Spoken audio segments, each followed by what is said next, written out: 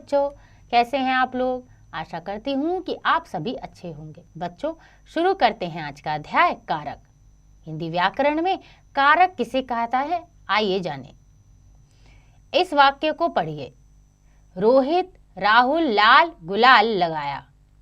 वाक्य को पढ़ने से अर्थ ठीक से समझ नहीं आ रहा है।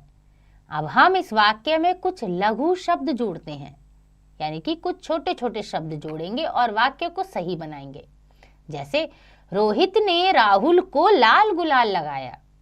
तो इन शब्दों को वाक्य में उचित स्थान पर जोड़ देने से वाक्य का सार्थक अर्थ निकल रहा है। वाक्यों में दिए गए रंगीन शब्द जैसे ने और को का प्रयोग करते ही वाक्य का अर्थ तुरंत समझ आ गया। व्याकरण में इन शब्दों को कारक कहते हैं।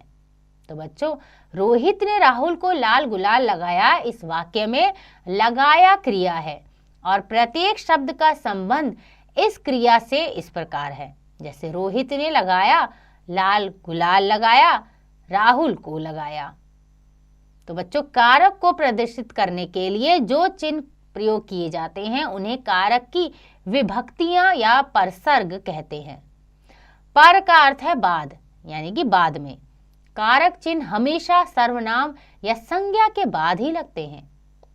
किसी भी वाक्य को समझने के लिए इन कारक चिन्हों का प्रयोग करना अति आवश्यक होता है।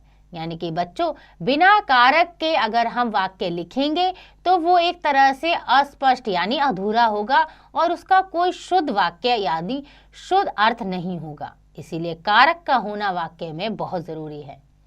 संज्ञा या सर्वनाम शब्दों का उस वाक्य की क्रिया से जो संबंध होता है उसे कारक कहते हैं। तो आइए बच्चों, पढ़ते हैं कारक के भेद। हिंदी व्याकरण में कारक के 8 प्रकार के भेद होते हैं। पहला कर्ता कारक, कर्म कारक, कर्ण कारक, संप्रदान कारक, अपादान कारक, संबंध कारक, अधिकरण कारक, संबोधन कारक। आइए बच्चों, इनको विस्तार पूर्वक पढ़ें। तो कारकों के कारक चिन्ह एवं वाक्य प्रयोग पढ़ते हैं। पहला कारक है कर्ता। इसकी पहचान होती है क्रिया करने वाला, यानी जो क्रिया कर रहा है, जो काम कर रहा है। कारक चिन्ह होगा ने और वाक्य प्रयोग सीमा ने एक मधुर गीत गाया। कर्म, जिस पर क्रिया का फल पड़े। को, इसका कारक चिन्ह है। वाक्य है पिताजी बच्चे को चलना सिखाते हैं। तीसरा कारक है कर्ण कारक, जिस साधन से क्रिया की जाए। से के साथ के द्वारा, ये इसका चिन्ह है और वाक्य है सेठ जी ने कुछ सामान नौकर के द्वारा घर भिजवाया। अगला है संप्रदान, यानी जिसके लिए कुछ किया जाए। को के लिए इसका चिन्ह है। वाक्य नेताजी ने छात्र को पुरस्कार दिया। अपादान कारक, जिससे कोई वस्तु अलग हो। से, यहाँ पे चिन्ह होता है से, लेकिन जब अलग होना है उसके लिए। पेड़ से पत्ते गिर रहे हैं।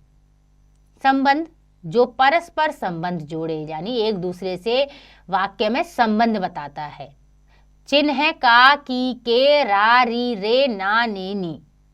जैसे का के लिए है का, यह पेन मोहन का है। की में वरुण आगरा की देवनगर कॉलोनी में रहता है। के, रचित के बाल लंबे हैं। रा, मेरा भाई जयपुर से आया है। री, मेरी माताजी चाय बना रही है। मेरे चाचा जी एक अफसर है। सातवां कारक है अधिकरण कारक, जो क्रिया का आधार है। चिन्ह है में और पर। में का प्रयोग होगा नदी में पानी कम है और पर का प्रयोग होगा छत पर बंदर घूम रही हैं। और आखिरी कारक है संबोधन कारक, जिसे पुकारा जाए, यानी जब हम किसी को पुकारते हैं। जैसे हे, अरे, हे ईश्वर हम पर कृपा करो। अरे भाई मेरी बात तो सुनो। तो यहां पर हम प्रयोग करते हैं संबोधन कारक। तो बच्चों, ये थे हमारे 8 कारक। आइए दोहराएं। संज्ञा या सर्वनाम शब्दों का उस वाक्य की क्रिया से जो संबंध होता है उसे कारक कहते हैं। कारक के 8 प्रकार होते हैं। कर्ता कारक, कर्म कारक, कर्ण कारक, संप्रदान कारक, अपादान कारक, संबंध कारक, अधिकरण कारक, संबोधन कारक। प्रत्येक कारक का कोई ना कोई कारक चिन्ह होता है जिसे परसर्ग कहते हैं। तो बच्चों, आशा करती हूँ कि आपको यह अध्याय समझ आ गया होगा। इसका अभ्यास आप स्वयं कीजिएगा।